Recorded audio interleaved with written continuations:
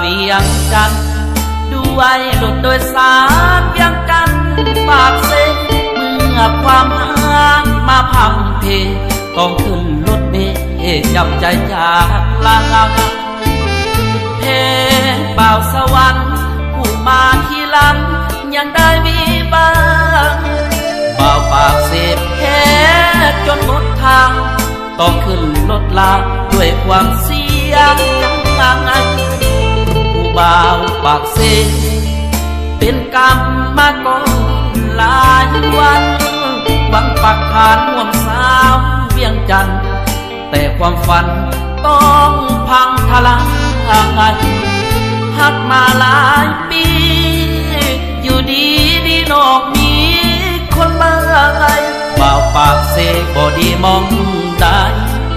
ยิ่งปล่อยอายลอยแพจังสันโอ้สาวเวียงจันทร์ต้มบ่าวปากเสแล้วน้องมาตัวต้มกันจอจอไผ่น้องสิเกี่ยมใจทันบ่อยากเสียเลยผู้ใดเป็นเคยแม่เฒ่าเวียงจันทร์เขาคือผู้บ่าวสวรรค์ที่ได้แต่งงานกับแฟนของอายโอ้ลาเวียงจันทร์ด้วยรถโดยสารเวียงจันทร์ปากเสโอ้ความเจ็บซ้ำโซเซทิ่มลงน้ำเสให้มันไหลไปเป็นสุขเถิดนางานวิวาสาเวียงนี้เลยโศกสตาของมาเมืองใต้จริงเป็นได้แค่คนถึกลือ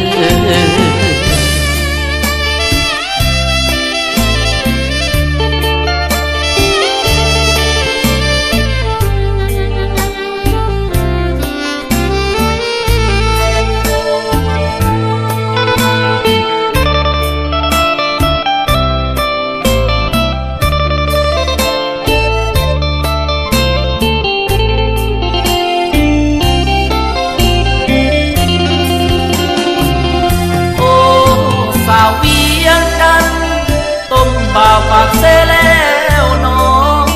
มาตัวต้มกันจอบโจไผ่น้องสิเกี่ยมใจทันบ่อยากเสียเลยผู้ใดเป็นเคยแม่เฒ่าเวียงจันทร์เขาคือผู้บ่าวสวรรค์ที่ได้แต่งงานกับแฟนของอายโอ้ลาเวียงจันทร์ด้วยรถโดยสารเวียงจันทร์ปากเสโอ้ความเจ็บซ้ำโซเซทิ่มลงน้ำเสให้มันไหลไป